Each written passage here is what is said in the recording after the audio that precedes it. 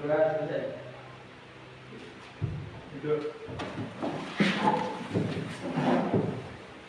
Anak-anak, sudah siap mengikuti pelajaran? Siap. Alhamdulillah. Anak-anak, sebelum kita mengikuti pelajaran, untuk menambah motivasi kalian dan semangat kalian, mari kita melakukan ice breaking dulu atau yel-yel. Masih ingat? Masih. Siapa kita? SMK Brawijaya. Jaya. Ulangi lagi. Siapa kita? SMK Brawijaya. Jaya. Terima kasih. Saya akan melakukan presentasi dulu. Dimulai dari persatu. Nadia, Ajeng, Sandi, Isma, sakit. Oke. Marcel, Kiki, Hendra, Jin, Arya, Ken, Revan, Jin, Meva, Rika, Ayun. Ya, yang tidak masuk 3 orang. Anak-anak, sebelum kita melakukan pelajaran, saya menyampaikan materi kita pada hari ini dengan materi pokok pengaruh kebudayaan Islam di Indonesia dan jalur-jalur penyebaran Islam di Indonesia. Dengan tujuan pembelajaran melalui kegiatan pembelajaran metode PBL dengan menggunakan metode snowball throwing, diharapkan peserta didik mampu menganalisis konsep penyebaran agama Islam di Indonesia dengan baik. Peserta didik mampu menyimpulkan proses penyebaran agama Islam di Indonesia dengan baik. 3. Peserta didik mampu mengkomunikasikan proses penyebaran agama Islam dengan baik.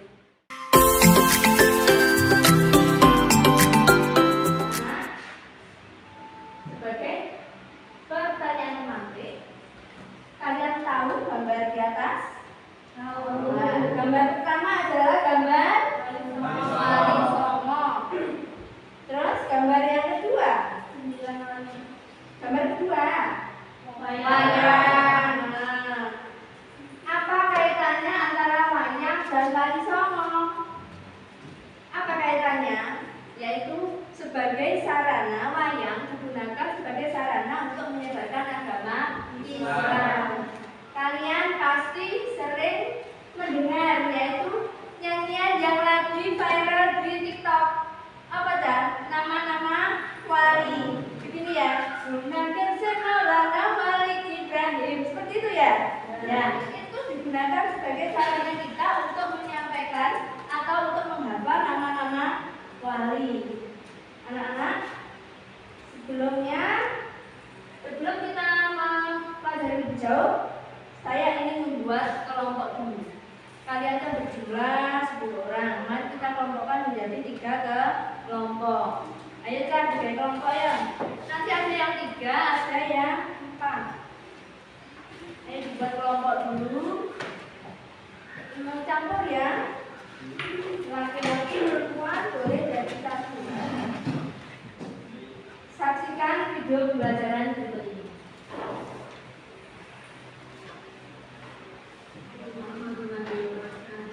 Bagaimana keadaan semua? Saya berharap kalian selalu keadaan sehat, semangat belajarnya, dan juga rajin untuk mengikuti protokol kesehatan 3M.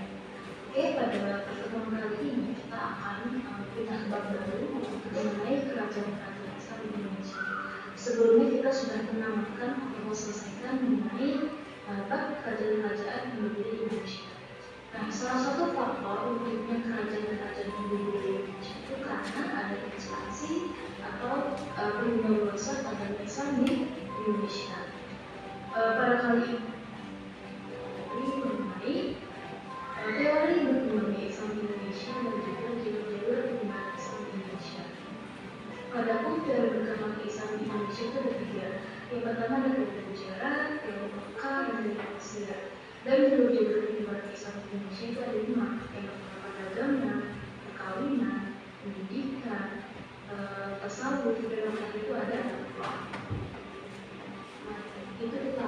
mempelajari mengenai proses masuk dan perkembangan Islam di Indonesia. Di sini ada 3 teori pertama mengenai proses islamisasi atau proses masuk dan perkembangan Islam di Indonesia. Yang pertama itu adalah teori hijrah. Menurut teori ini, agama Islam yang ada di Indonesia berasal dari hijrah ke India. Teori ini mengisahkan bahwa Islam masuk ke Nusantara sekitar abad ke-13 Masehi atau abad ke-17 Hijriah. Lokasi Gujarat yang terletak di India bagian barat berdekat dengan Arab ini membuat strategi sehingga mudah dilalui oleh para pedagang dari Arab yang sedang ke Gujarat. Kemudian mereka ini mengambil Syafi'i juga ikut membantu agama Islam di Gujarat. Selanjutnya, tetapi menurut teori ini, Islamisasi Indonesia itu tidak berdasarkan dari orang Arab yang bermukim di Gujarat, tetapi orang Gujarat aslilah yang menyebarkan agama Islam di Nusantara. Teori ini didukung oleh J.K. Sinopibulnya atau nama Islamnya itu adalah Muslim Abdul Ghaffar dan Jeremy Jafar. Berdasarkan ditemukannya pemeriksaan Sultan Malik As-Saleh yang merupakan Sultan dari Kesultanan Samudra Pasai. Di dalam hadis tersebut dituliskan bahwa Sultan Malik As-Saleh wafat pada tahun 1257 Masehi. Nah, berdasarkan teori ini terdapat kesamaan antara tulisan Sultan Malik As-Saleh dengan tulisan yang ada di Gujarat atau India. Yang kedua itu dari Mekah. Sumber teori ini ditetapkan dari angka atau Haji Abdul Malik Al-Hafidh. Menurut teori ini, pemahaman Islam telah masuk ke Indonesia sekitar abad ke-7, dibawa langsung oleh para pedagang Arab atau para musafir yang tidak hanya berdagang tapi juga sekalian menyebarkan agama Islam. Bukti dari teori ini yaitu adanya ditemukannya suatu pemikiran Islam tahun 674 di Maros pada 1100. Yang ketiga itu dari Asia. Menurut teori ini, agama Islam dibawa masuk oleh orang-orang Asia sekitar abad ke-8. Nah, teori ini didukung oleh tokoh bernama Husain Jamiran. Adapun bukti dari teori ini yaitu adanya upacara yang sama antara Nusantara dengan upacara yang keagamaan. Ya, kalian paham? Paham ya? Nah, setelah kalian mendengarkan dan menyaksikan dari video tadi, saya ingin menguji pemahaman kalian mengenai video tadi. Kira-kira lewat jalur penyebaran Islam di Indonesia itu melalui apa saja? Perdagangan, perkawinan, pendidikan, tasawuf, dakwah dan kesenian. Terus ada lagi teori tentang perkembangan Islam di Indonesia itu ada berapa? Teori apa? Ada lagi? Teori tentang perdagangan, teori India, teori Persia, dan teori Asia. Oke, boleh. Ada berapa jumlah wali-walinya tadi? 9. Yang kira-kira kalian sudah hafal di luar kepala lewat lagu apa? Lagu ini boleh bisa pecah? TikTok, ya kan? Ya, kalian sudah tidak asing lagi dan saya percaya kalian sudah hafal. Ya, anak-anak, sebagai tugas kelompok yang akan saya berikan yaitu dengan metode pembelajaran PBL dengan permainan game atau game yaitu snowball throwing. Snowball throwing itu dengan memakai kertas saja ya, bukan salju yang sebenarnya tetapi lewat bungkusan kertas. Nanti kalian per kelompok membuat pertanyaan yang dibungkus dengan kertas lalu dilempar ke kelompok lain. Oke? Setelah mendapat, kelompok yang mendapat mohon didiskusikan jawabannya. Didiskusikan jawabannya bersama teman-temannya. Paham ya? Oke, coba kalian buat pertanyaannya dulu. Jika kalian tidak jelas boleh dengan belajar lewat browsing di gadget kalian. Silakan.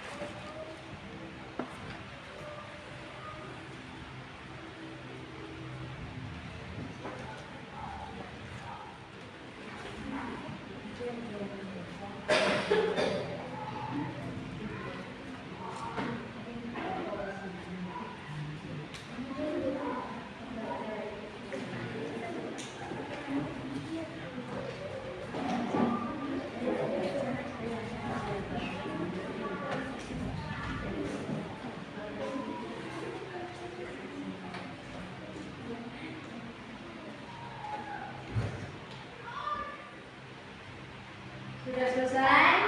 Ya. Ya. Saya mohon untuk tiap kelompok harus ada yang mewakili 2 orang. Satu sebagai penanya, satu sebagai yang menjawab. Untuk yang telah melemparkan bolanya, mohon mengoreksi jawaban temannya. Dimulai dari kelompok 3. Kelompok 3, maju ke depan atau berdiri di situ saja. Yang lain mendengarkan. Berdiri. Dari kelompok 2 perhatikan.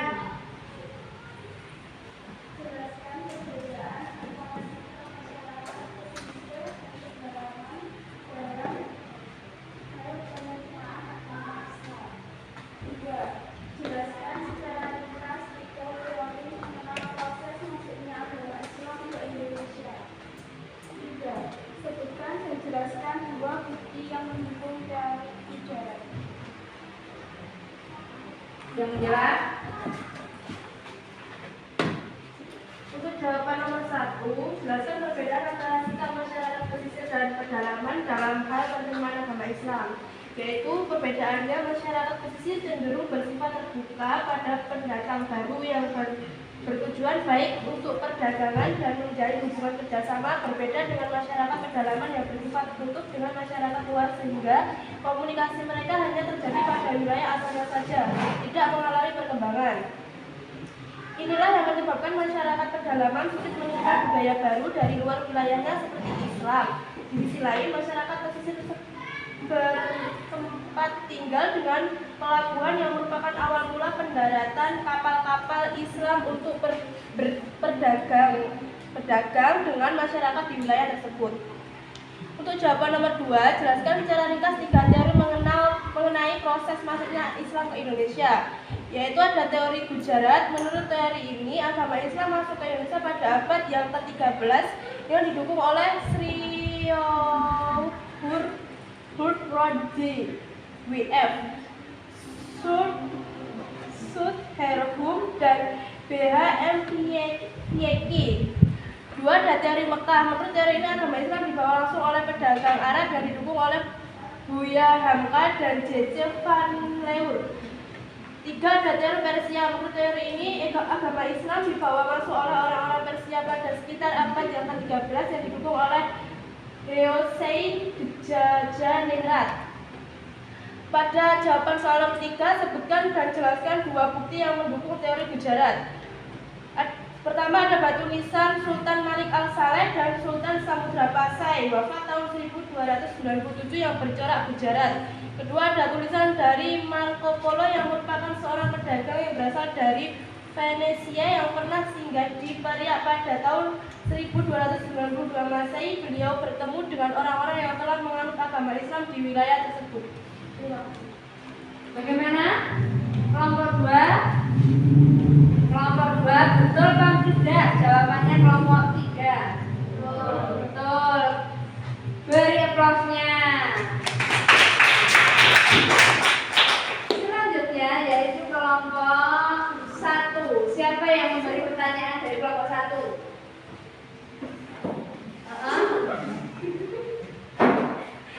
Pertanyaan dari kelompok berapa? Kelompok 3. Kelompok 3. Kelompok 3 perhatikan. Jelaskan latar belakang masuknya Islam ke Indonesia. 2. Apa yang dimaksud dengan tasawuf? 3. Sebutkan faktor-faktor yang disebabkan Islam dapat diterima di Indonesia. Ayo yang menjawab. A. Sebab umum, para kaum pedagang memegang peran yang penting di dalam persebaran agama dan kebudayaan Islam. Letak posisi Indonesia yang sangat strategis menyebabkan timbulnya pangkalan perdagangan yang turut serta membantu di dalam mempercepat persebaran agama. B. Sebab kasus terjadinya pemburuan dan campuran antara para pedagang dari berbagai bangsa dan juga pembaruan antara para pedagang dan para penduduk setempat. Dengan adanya pembaruan tersebut, kemudian terjadinya Kalian kan sudah mengerjakan tugas secara kelompok sekarang. Tugas kalian adalah mengerjakan tugas secara mandiri atau tugas perseorangan. Saya akan membagikan tugasnya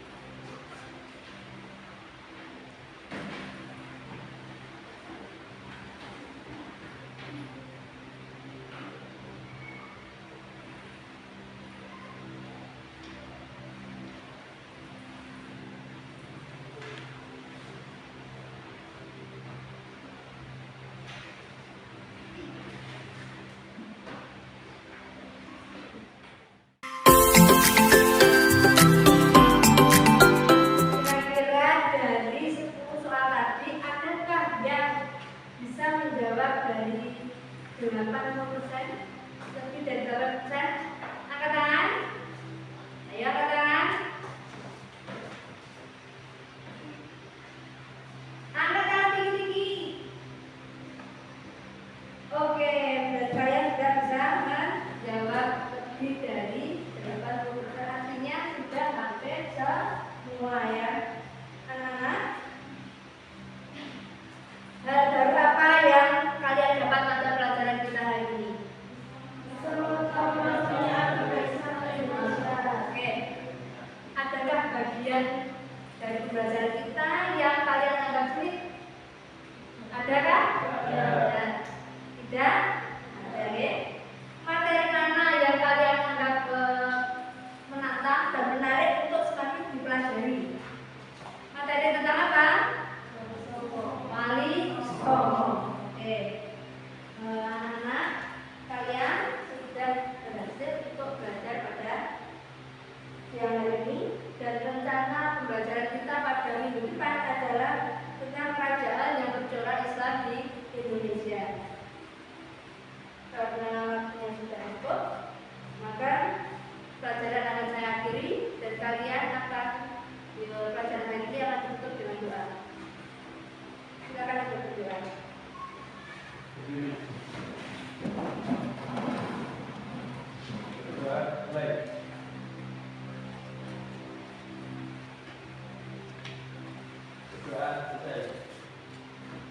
Assalamualaikum warahmatullahi wabarakatuh. Waalaikumsalam warahmatullahi wabarakatuh. Siapa kita? SMK Wijaya.